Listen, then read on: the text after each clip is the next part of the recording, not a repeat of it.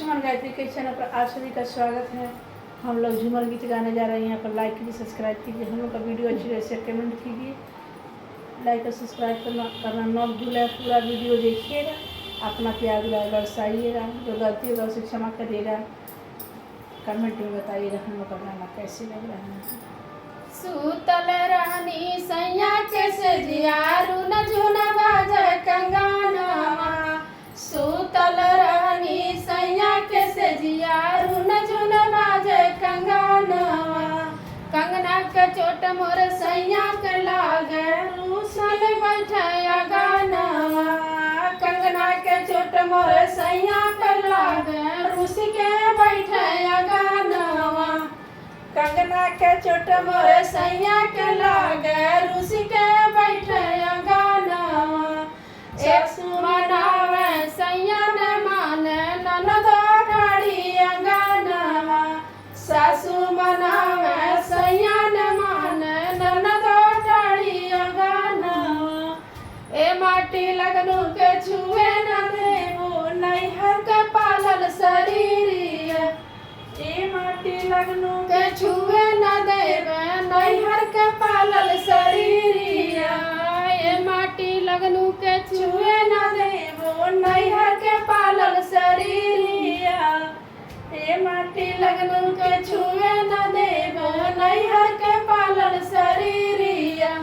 माटी के दहिया माटी में मिल जाइया सटल रहे शरीरिया। माटी के दहिया माटी में मिल जाइया सटल रहे शरीरिया। माटी के दहिया माटी में मिल जाइया सटल रहे शरीरिया। सूतल रहनी सैया के से जिया रुन झुन बाजे कंगनवा। सूतल रहनी सैया के से जिया रुन झुन बाजे कंगनवा। कंगना के चोट मोर सैया के लागे रुस के बैठे अगनवा। कंगना के चोट मोर सैया के लागे रुस के बैठे अगनवा। जेठनी मनावा सैया ने माने ननदो ठाड़ी अगनवा। जेठनी मनावा सैया ने मान ननदो ठाड़ी अगनवा। जेठनी मनावे ननदो न मान सैया ने माने ननदो ठाड़ी अगनवा। ए माटी लगनु के छुए न देबे नैहर के पालल शरीरिया। ए माटी लगनु के छुए न देबे नैहर के पालल शरीरिया।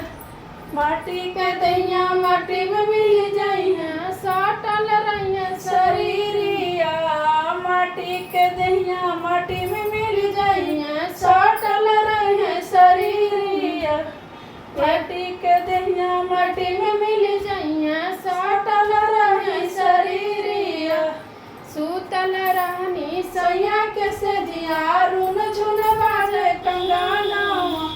सूतल रहनी सैया के से जिया रुन झुन बाजे कंगनवा। कंगना के चोट मोर सैया के लागे रुस के बैठे अगनवा। कंगना के चोट मोर सैया के लागे रुस के बैठे अगनवा। जरानी मनावे सैया ने माने ननदो ठाड़ी अगनवा।